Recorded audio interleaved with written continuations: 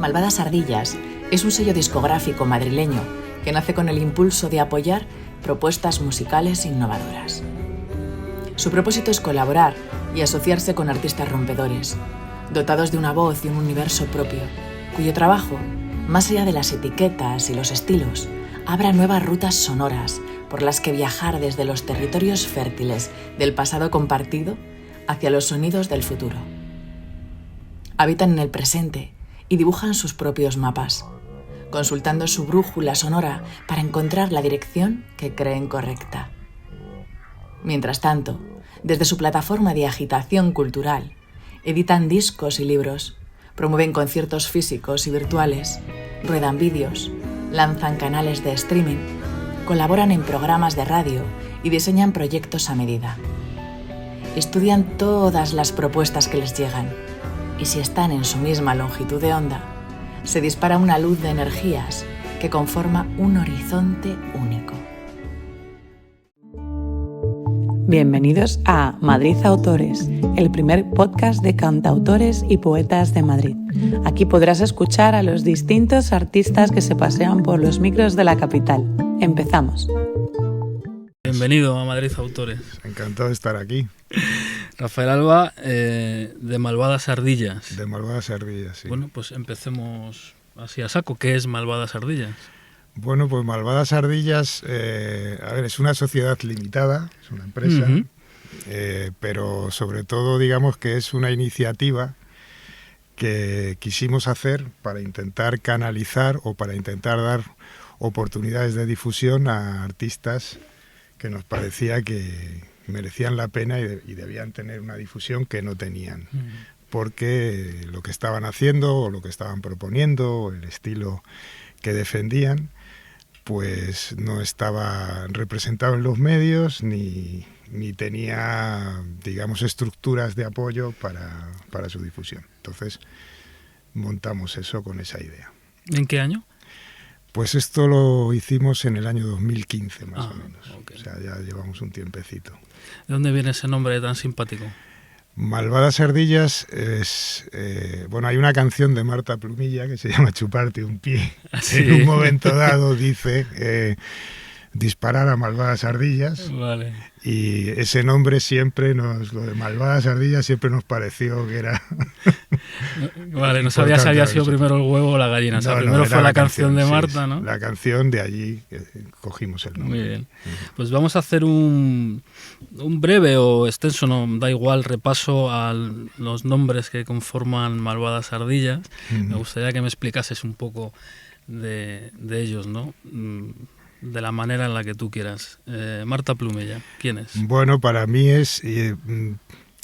luego se va a enfadar conmigo, pero yo te voy a decir que para mí es quizá la mejor autora española del siglo XXI.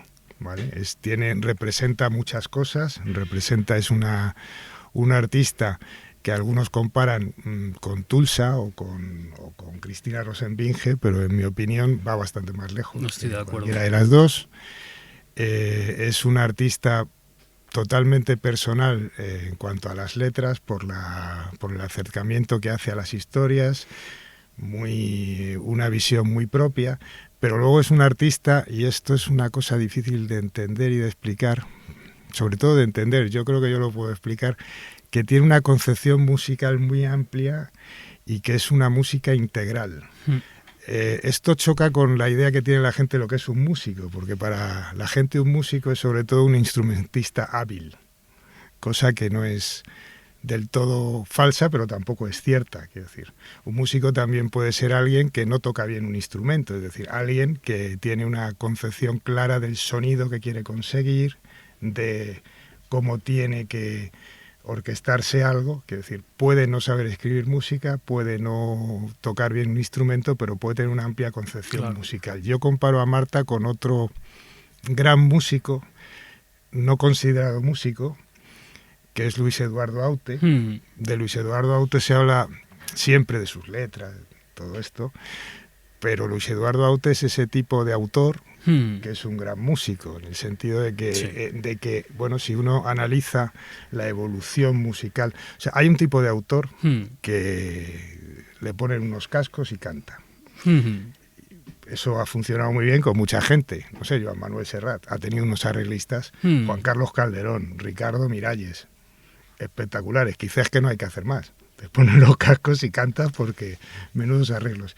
Y hay otro tipo de autor que más allá de eso quiere conseguir un sonido concreto que case con su momento vital y lo que está contando. Sí, él igual no sabe cómo hacerlo, pero lo tiene en la cabeza. Lo sabe. Hablaban de Tino Casal, por ejemplo. Claro, que tenía Tino eso, Casal, produjo a Obús. Sí, y era tremendo porque necesitaba un traductor, porque le decía al ingeniero de sonido, quiero que suene más azul. Exactamente. Pero él no sabía decir, quita graves, pon graves o lo que sea, pero en cuanto sonaba azul, reconocía el azul perfectamente.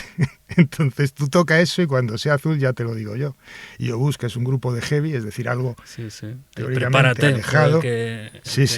Les hizo hasta el logotipo. Luego es que era además un artista integral. Claro. Se hacía hasta su propia ropa, ¿no? Marta Plumilla es de ese tipo de artista.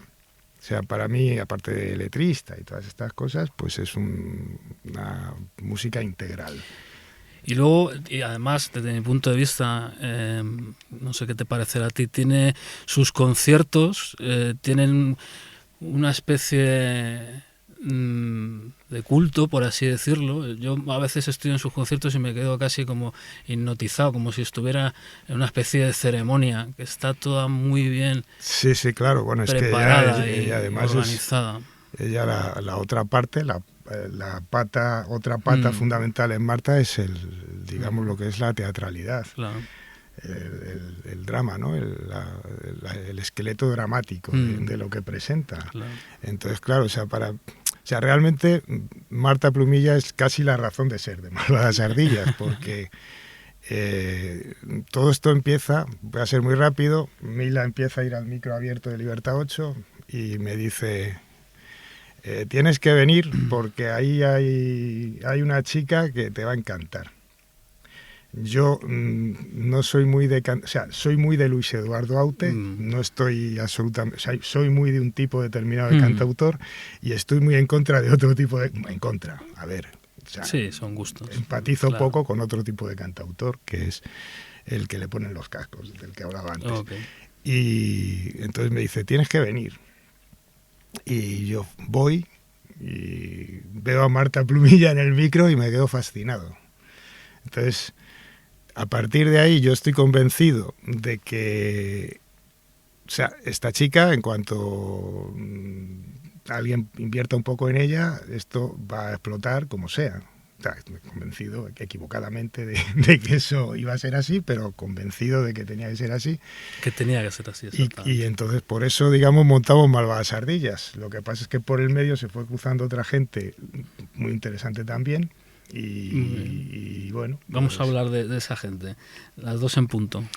Bueno, las dos en punto, en principio, son las últimas en llegar a Malvadas Ardillas, porque es el proyecto de Mila, que es mi mujer, y ella es la que dirige todo el proyecto, la que escoge el repertorio, la que le da pie, la que lo pone en escena y todo eso, y la que ha elegido a quien la acompaña.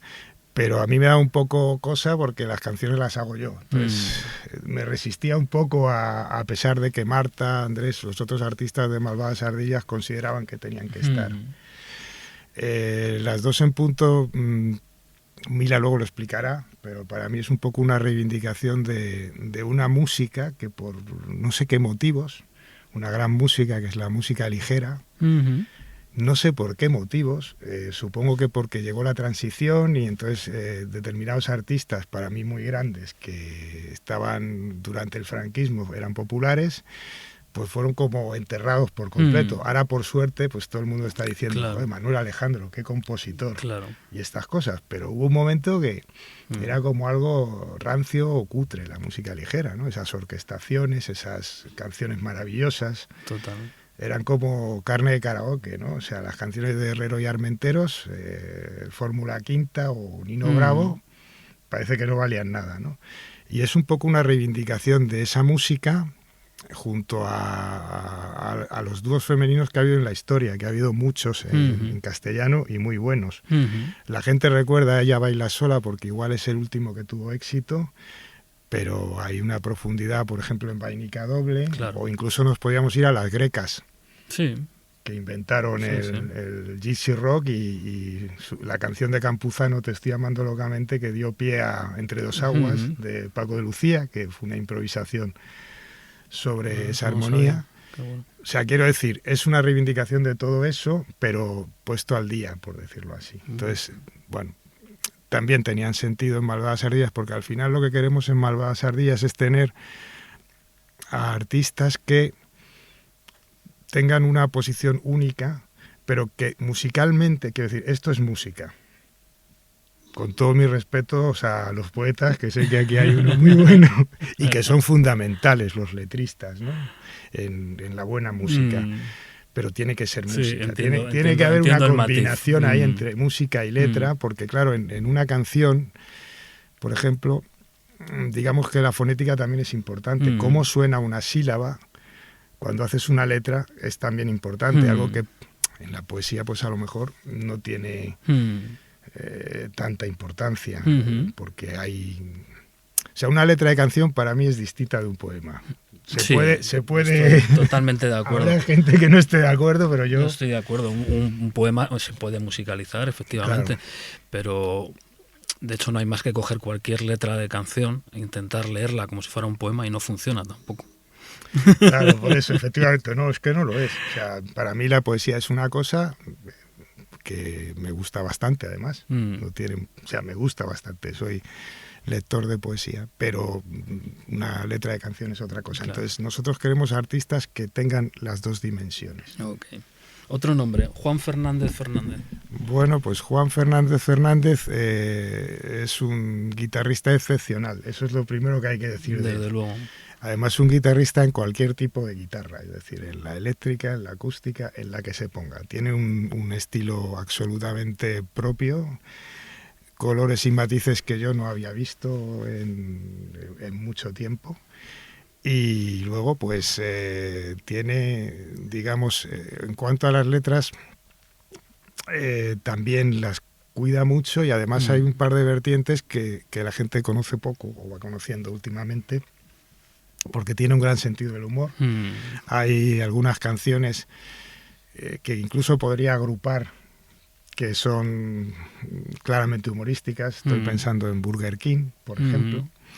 Después ha trabajado mucho la poesía, ha cogido textos de poetas. Ahora estamos con un trabajo que hizo durante mucho tiempo, que lo está presentando ahora, que se llama Vuelos sin orillas, que son textos de poetas contemporáneos y que él ha cogido y les ha puesto música, pero los ha trabajado verdaderamente. Claro. Quiero decir, no es...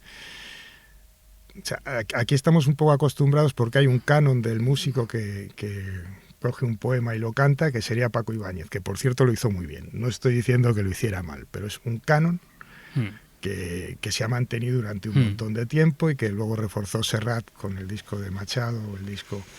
Pero hay otras maneras. Desde luego. Entonces, una de ellas es la de Juan, donde digamos que está como melódicamente más entrelazado con el arreglo. O sea, es claro. Un trabajo estupendo. De hecho, es que aunque una de las maneras es hacer, digamos, una transcripción literal de un poema a una canción, yo creo que es la peor manera, desde mi punto de vista. Yo he tenido la suerte de que han musicado mis poemas varios cantautores, y yo siempre les digo, haced lo que queráis, descolocarlo, cambiar palabras, cambiar el orden, da igual, porque es mucho más interesante que cogiendo un trocito, unos versos de un poema, salga una gran canción, a que salga simplemente una canción buena o que sea fiel al poema, ¿no?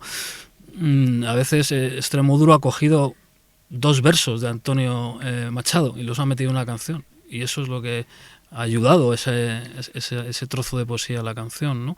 Creo que no tiene por qué ser algo tan literal. No, estoy completamente de acuerdo. Cuando lo han hecho, yo sé que lo han hecho con mucho respeto, han intentado precisamente mantenerlo, pero me parece más interesante desmontarlo, desguazarlo un poco. Sí, que se interactúe. Efectivamente, que imbrique bien una cosa con la otra. Sí, yo estoy de acuerdo contigo. Entonces, en ese sentido, lo de Juan es muy revelador, aunque yo, sobre todo en el caso de Juan, considero que sobre todo es un guitarrista extraordinario. Claro, es que tú antes decías que un cantante, un músico no tiene por qué ser un gran músico, ¿no? Y estoy de acuerdo contigo. Pero qué bonito es también ver a alguien que tiene ese manejo de instrumento en el escenario. Es una maravilla. No, claro. O sea, que yo lo que venía a decir es que un músico no tiene por qué ser. Sí, está entendido. Puede serlo claro. Y puede no serlo. Sí, no es excluyente. Y además es que las dos cosas son fundamentales que existan en el mundo de la música, creo. Sí, no, está los dos tipos de personalidad. Está claro, sí. Muy bien.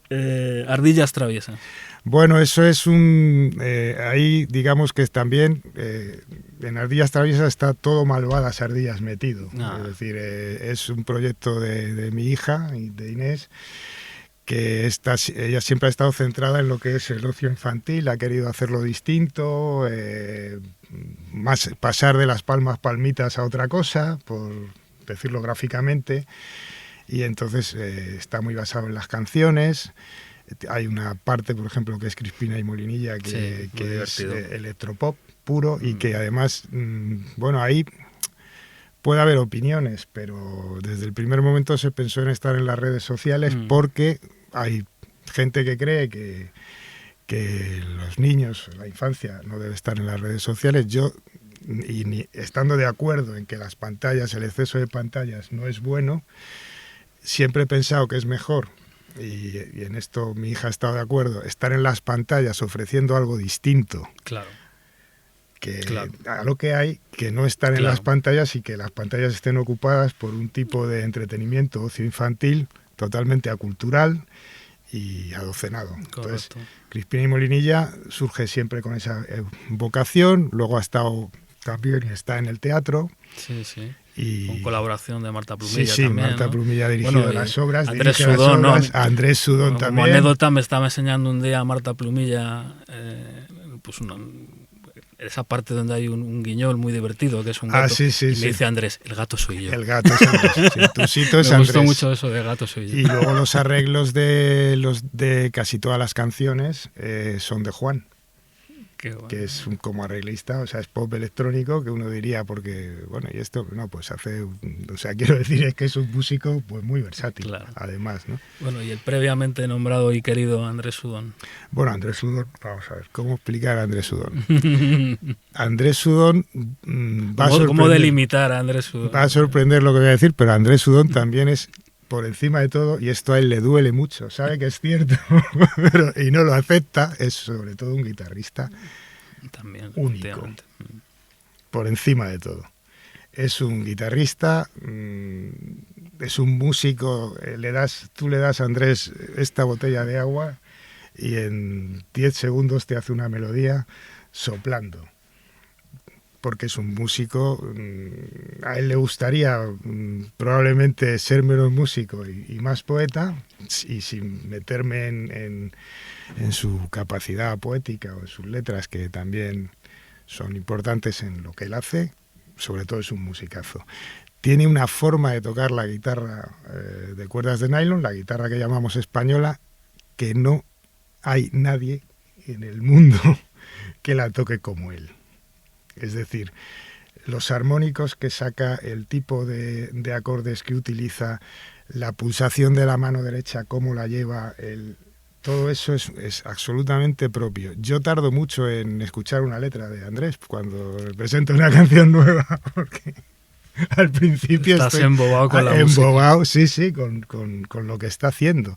Además, cuando la guitarra eléctrica también la toca muy bien, pero donde es un crack es en la guitarra de cuerdas de nylon. Entonces, además, él ha ido evolucionando musicalmente desde que yo le conozco y ha ido haciendo un camino que le ha llevado directamente al rock and roll, a lo que podemos llamar rock urbano O sea, el rock que se hacía en los 70, pero él lo hace con la guitarra española. Hace esa formación de power trio tan chula. Efectivamente, que ahora es Paz, porque ha encontrado lo que él llama Proyecto Andrés Sudón, o Paz para entendernos, ha encontrado a dos músicos, a Edgardo Sagastume y a Luca Piuco, que le complementan perfectamente, ¿no? Entonces, eso por un lado, y luego por otro lado, Andrés es, es muy capaz de hacer muy buenos ganchos pop. Sí. Tiene unos estribillos estupendos, hay canciones que... Amor, por ejemplo, me viene rápidamente Amor, a la cabeza. O La culpa, o Lo nuestro es llover. Sí. Tiene también, pues las letras tampoco, quiero decir, sus imágenes o su forma de plantear los textos, que también cuida mucho la fonética, no está muy vista. Y luego él tiene un punto, digamos, filosófico en las canciones, que también le hace, tener un estilo individual muy propio. Un problema, digamos, que toda la gente que tiene un estilo muy propio, o sea, un problema para mí no lo es, pero quiero decir, una dificultad que tienen algunos artistas, o casi todos los artistas que son muy únicos, es que lo que plantean no es algo que le suene al público. Es algo que requiere un mínimo esfuerzo, en el sentido de que no es algo que hayas oído antes. No te van a hacer la típica caída 2-5-1, que tú sabes por dónde va y dónde va a acabar, y ya puedes anticipar lo que estás escuchando. No te van a repetir, no te va a sonar algo que ya has oído. Entonces, eso... Es que muchas veces la creatividad produce bloqueo. Eso lo explicaba muy bien el cocinero del Bulli, Ferran Adrià. Decía que cuando empezaron a hacer los primeros experimentos en el Bulli, que al principio era un restaurante especializado en comida francesa, lo que hacían eran platos típicos franceses muy bien hechos, pero cuando empezaron a coger la cocina mediterránea y a deconstruirla y a hacer esferificaciones y no sé qué, y empezaron a probarlo con la gente, decía que la gente no sabía ni qué contestar cuando le preguntaban ¿te ha gustado? Se quedaban un poco estupefactos porque nunca habían visto algo así. Claro, no tenían un registro previo. Claro, entonces a veces la creatividad produce eso, una especie de bloqueo, ¿no? que luego afortunadamente se puede romper y que la gente empiece, ¿no?, a estar a gusto con esas nuevas propuestas, ¿no? Sí, pero cuesta bastante en ese sentido. O sea, nuestra apuesta es esta, no puede ser otra, porque se hizo para esto. O sea, es un poco, primero fue Marta. Con Marta lo primero que hicimos, de hecho hemos intentado a cada uno hacer cosas muy especiales. Con Marta lo primero que hicimos fue un proyecto que se llamó La invasión de Malasaña, que consistía en un montón de vídeos que están por ahí en YouTube, preciosos. Nos ayudó ahí directo en Lavapiés. Nos fuimos a un montón de rincones, de tiendas, de espacios de Malasaña, y allí pusimos a Marta y cantó canciones. A la vez que hacía eso, lanzamos unos singles en las plataformas. Y a la vez nos metimos en un teatro que estaba en Malasaña, que es la escuela que llevan Alberto Amán y Clara Méndez Leite, que nos apoyaron en ese momento. O sea, les encanta Marta y nos apoyaron todo lo que pudieron y más. Y o sea, intentamos buscar una manera de lanzar las cosas, porque sabemos que es distinto. No estuvo mal de público, no estuvo mal del todo, pero no conseguimos trascender porque nos costaba mucho. Entonces trabajamos con un equipo de promoción y les costaba un montón conseguir meter eso en los sitios, porque porque las canciones de Marta son como son y no es lo que suena normalmente en la radio. No sé por qué. No sé por qué no suena eso, quiero decir, pero ahora no suena eso. En otras épocas han sonado cosas muy distintas. Ha habido momentos en que en la radio han sonado muchas cosas muy distintas unas de otras, y que una discográfica tenía pues a Luis Eduardo Aute y a Camilo Sesto, y no pasaba nada. De hecho, tenías que tener un buen flamenco, un grupo de hard rock, una discográfica tenía que tener. Ahora no es así. En esa línea te he visto muy combativo en las redes sociales, así como un profeta iracundo denunciando las maldades de nuestro tiempo. Sí. Vamos a ver, todo esto, la culpa de esto es de Andrés Sudón.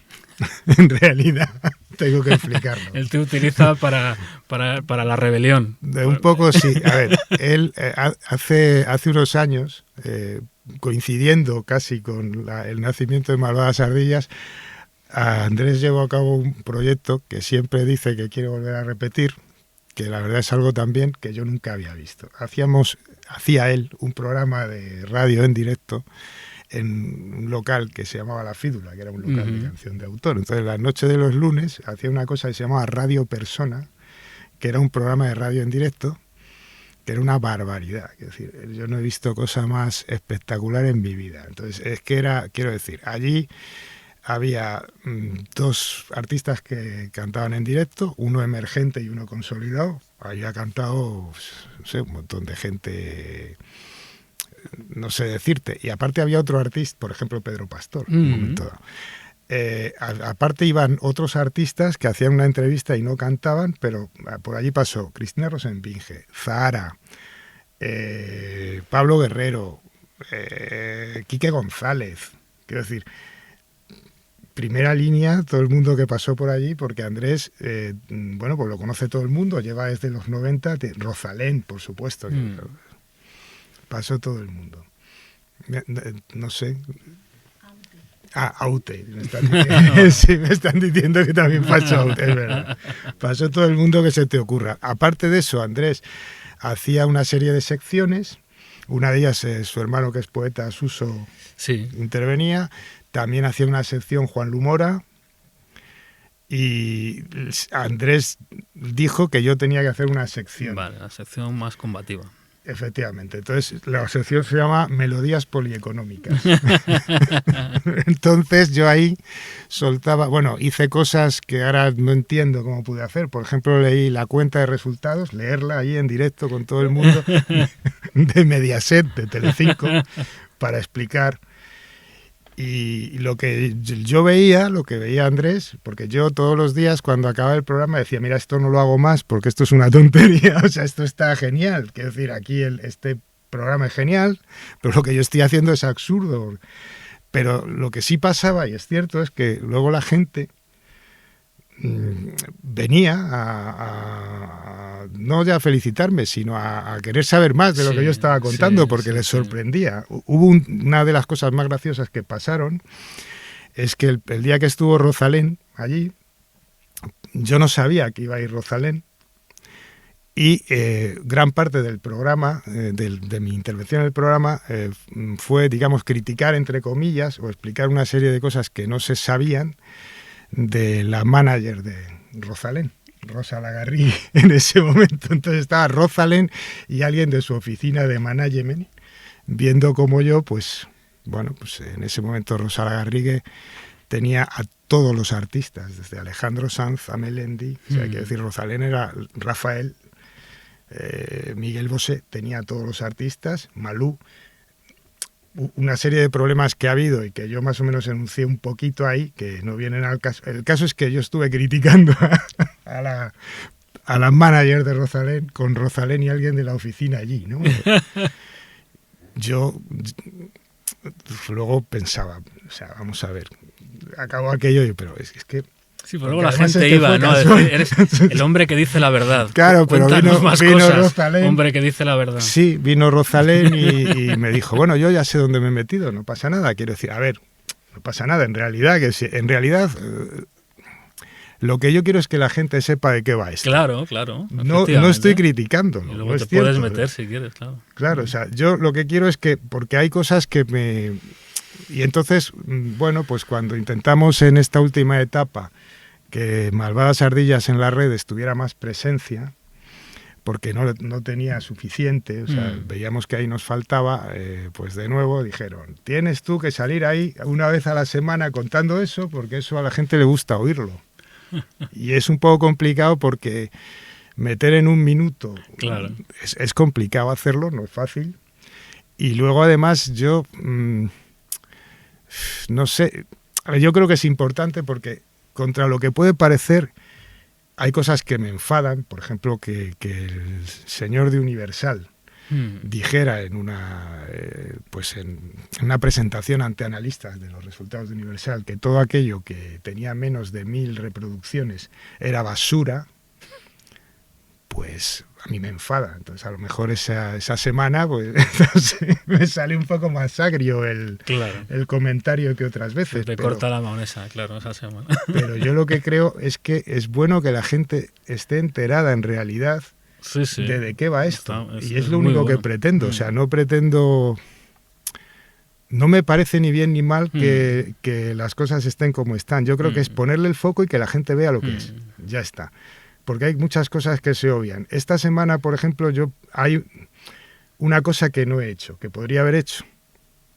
Se está vendiendo últimamente hay algo muy popular que se está vendiendo como si fuera una iniciativa de unas personas que fuera completamente del sistema.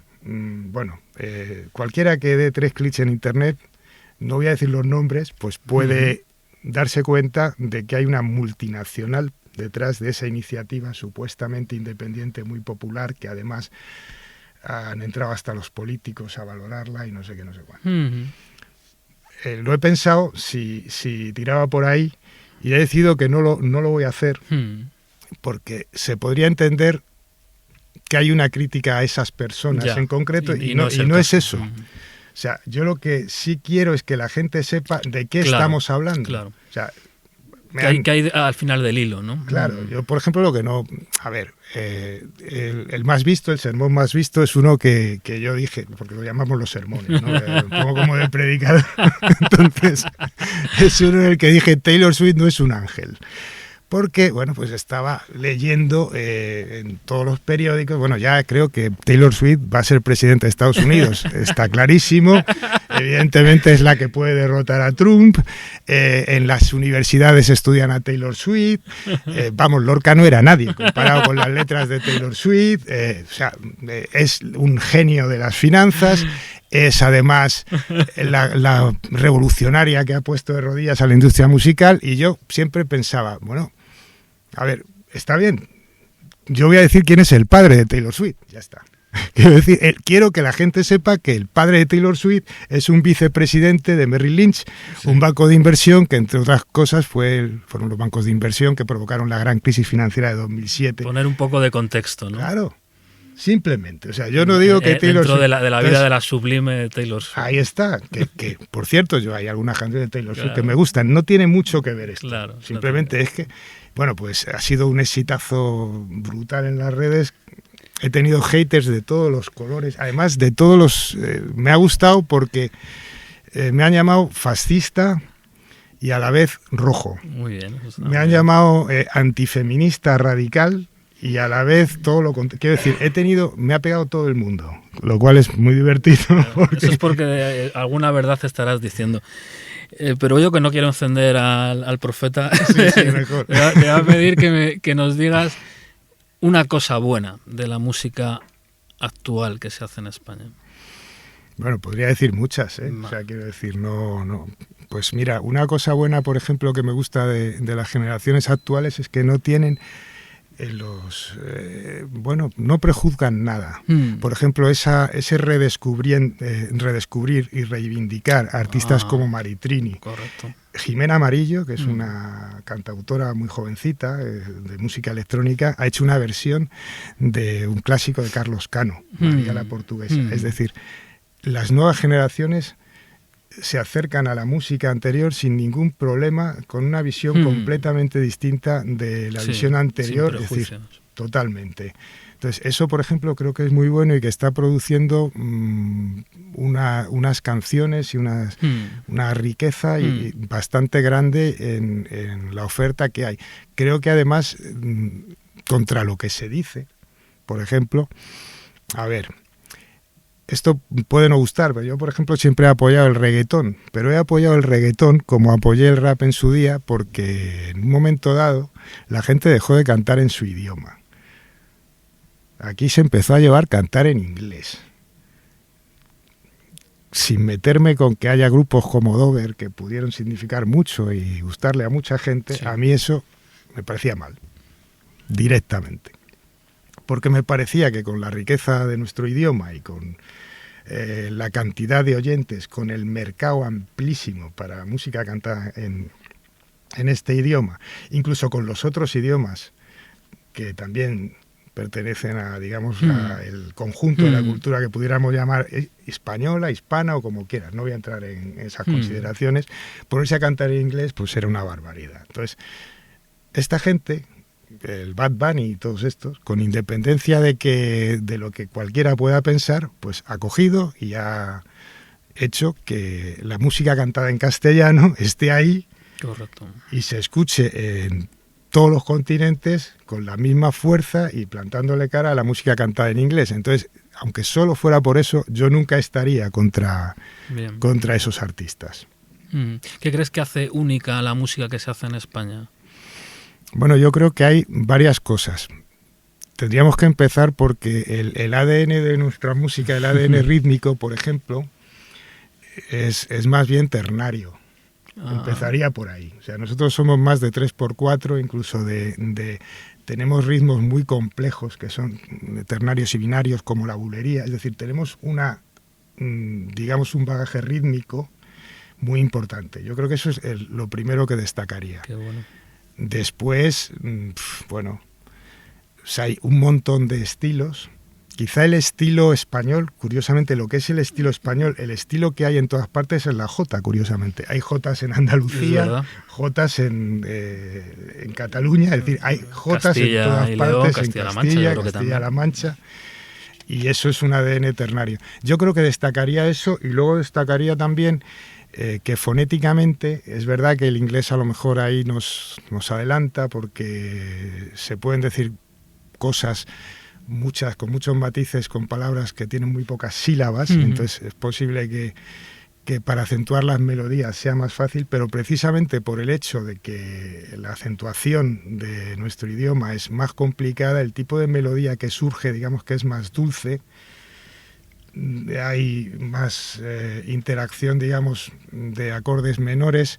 Yo creo que esas características nos acercamos, estamos, digamos, en un terreno medio entre lo que sería la acentuación muy dulce del francés, que es perfecta para un determinado de canción pop melancólica, ¿no? Y la del inglés, que es más... Entonces yo creo que sí que hay... Pero vamos, de destacar algo, destacaría sobre todo el ADN rítmico. Muy bien. Yéndonos de España a Madrid, ¿crees que en la escena musical underground ahora mismo hay más competición o más colaboración entre músicos, bandas?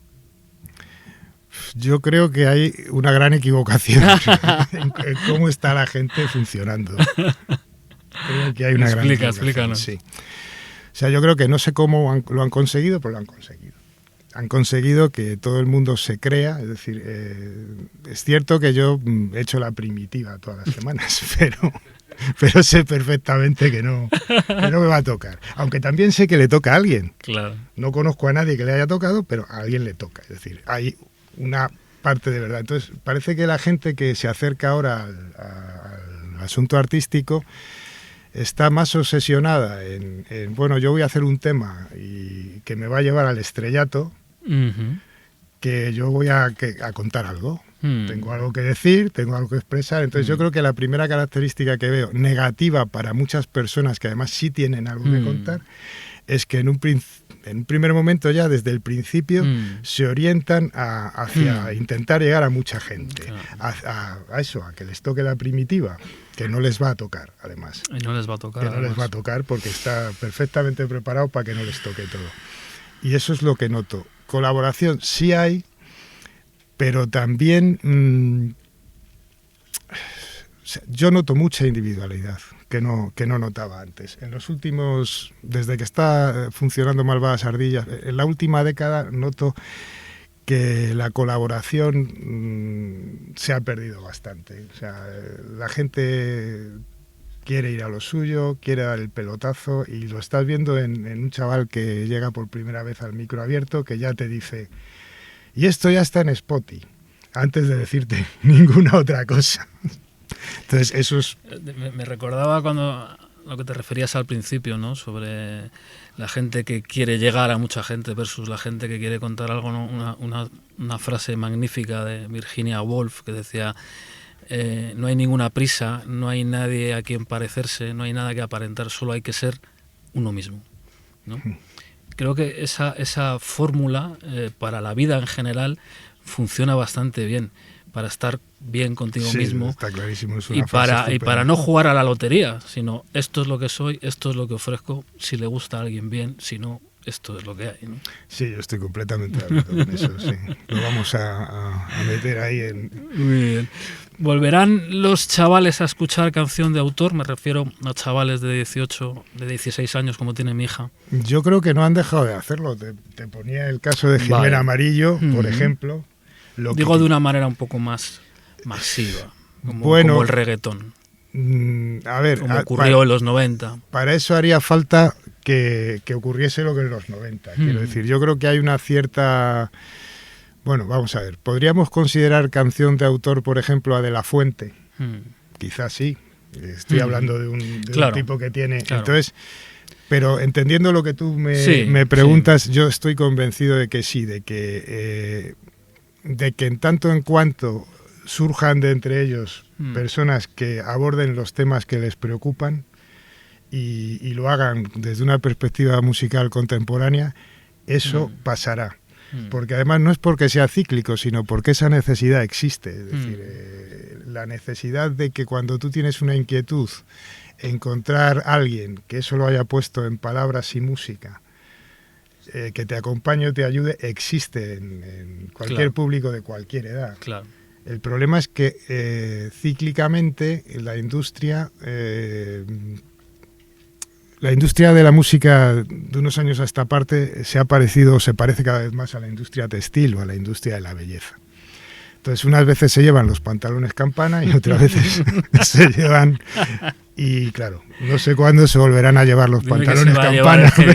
Dice que se va a llevar el heavy metal otra vez. El heavy metal nunca se ha dejado de llevar, es lo bueno que tiene, porque tiene una base. Quizá lo que le falta a la canción de autor es eso que tiene el heavy metal. El heavy metal tiene una base potentísima de seguidores.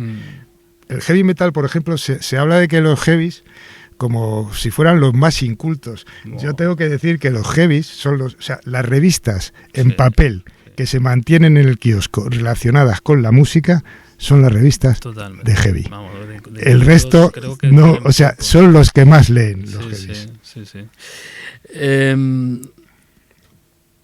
Imagino que eres un explorador de la música. Dinos algo que hayas descubierto últimamente que te ha parecido muy interesante.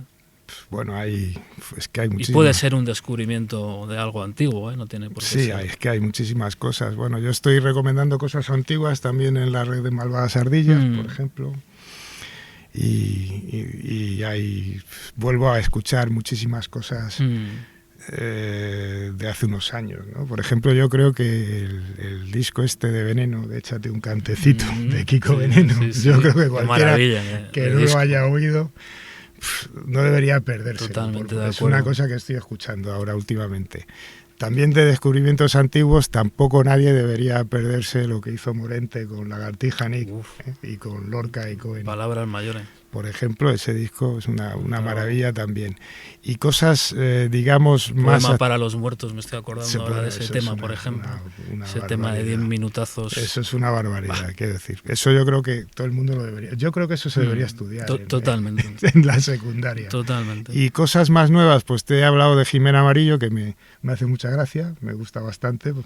Incluso me gusta mucho, esto me ha llegado sobre todo por mi hija, me gusta mucho Lala Love You. Es un grupo que además, bueno, pues sí le tocó la primitiva, llevaba mucho tiempo y a estos sí les tocó la primitiva, pero hacen un pop muy desenfadado. Carolina Durante, Las Cariño. Hay unos chavalillos, digamos, de 20 y tantos años que están haciendo cosas que a mí me gustan mucho. Vale. Ponte Nostradamus. ¿Qué ves en el futuro?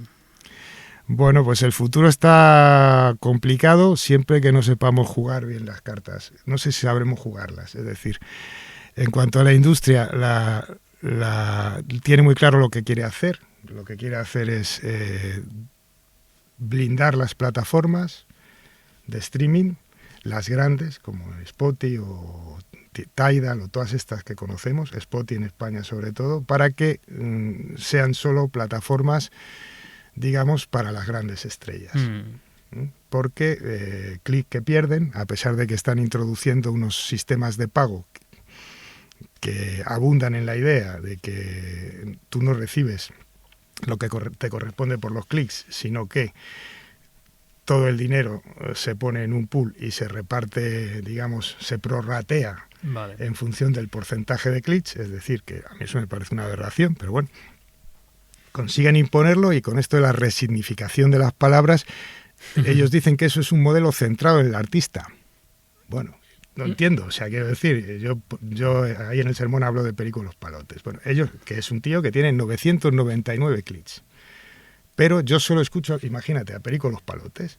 Bueno, yo quiero que mis 999 clics los cobre Perico Los Palotes. Claro. No Bruce Springsteen, por no hablar de Taylor Swift, que siempre, la pobre la tengo ahí.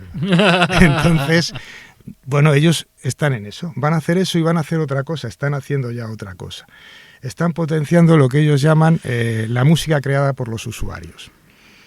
Es decir, ellos van a propiciar su promoción gratuita, permitiendo hacer remezclas de los temas de sus grandes estrellas para que tú las metas en tus publicaciones, las aceleres, las deceleres. Como una tour mix, ¿no? Efectivamente, con lo cual tú le vas a hacer promoción gratuita y además ellos van a cobrar derechos por el uso que tú haces de sus grabaciones. Y lo último que tienen es que están ofreciéndote samplers a suscripción para que tú hagas tus cositas, en tus musiquitas. Bueno, entonces, la industria va por ahí. Como a vender en piezas las canciones. Eso es.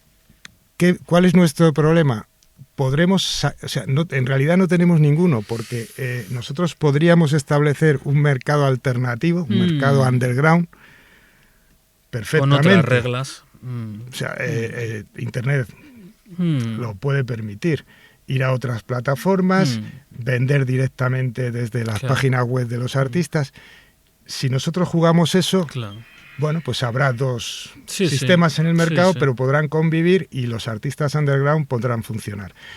Como es un dinero que la gran industria perdería si se va por otro canal, van a intentar que eso no sea posible. Y solo empezará a ser posible cuando veamos a un chaval en el micro abierto que en lugar de decir que ha subido su canción a Spotify, diga, yo he hecho esta canción, chavales, hablad conmigo si queréis escucharla. Correcto. Entonces tenemos que jugar bien esa partida. Yo, a ver, en parte no dejo los sermones por esto, realmente. Porque si la jugamos bien, pues bueno, pues ellos tendrán su negocio, que está muy bien, es un gran negocio, invierten mucho, sus grandes conciertos, y nosotros volveremos a llenar las salas. Pero para eso tenemos que salirnos del carril y construir un carril comercial. Esto es importante. Claro, tiene que ser comercial porque la gente tiene que vivir de este asunto. O sea, yo estoy muy de acuerdo con el altruismo, con todo eso, pero el artista tiene que comer. Va al supermercado y no puede ponerse a cantar. Tiene que no estaría mal, pero tiene que pagar. Entonces, necesitamos crear un canal comercial alternativo, como han existido en otras ocasiones. Quiero decir, cuando, por ejemplo, en los 80 llegaron algunas casas de discos independientes, las primeras, Dro, Tres Cipreses y tal, vendían sus discos en 4, 5, 6 tiendas, copias físicas. Entonces, es fundamental montar un canal comercial alternativo, porque si no lo hacemos, que además tiene que implicar a los seguidores, a los fans, a los artistas. Si no lo hacemos, nos van a echar del carril y se van a quedar con todo. Pero podríamos hacerlo, o sea, podríamos hacerlo con cierta facilidad, porque también Internet nos lo podría permitir. Muy bien. Una cosa que has aprendido en Malvadas Ardillas. Yo creo que hay que tener mucha paciencia. Eso es lo que he aprendido. Es la madre de la ciencia, claro que sí. Que hay que tener mucha paciencia y no ser muy consistente, y aunque parezca que estás perdiendo, que seguir. ¿Qué grupo te hubiese gustado descubrir, digámoslo así, y ser tú el que empezase a promocionarlo? Bueno, hay muchísimos. De hecho, ahora mismo Malvadas Ardillas es más pequeño que lo que tenía que ser. Sí. Si tuviéramos más capacidad, hay mucha gente ahora que yo me gustaría tener en Malvadas Ardillas, de la que veo. Pero, a ver, por buscar un grupo español, a mí me hubiera encantado, pues, yo qué sé, descubrir a Los Brincos. Así de claro. Soy muy mayor, entonces descubrir a Los Brincos hubiera sido excelente para mí. Genial. Rafa, un auténtico placer. El placer ha sido mío y espero que esto funcione muy bien, vuestra iniciativa. Gracias.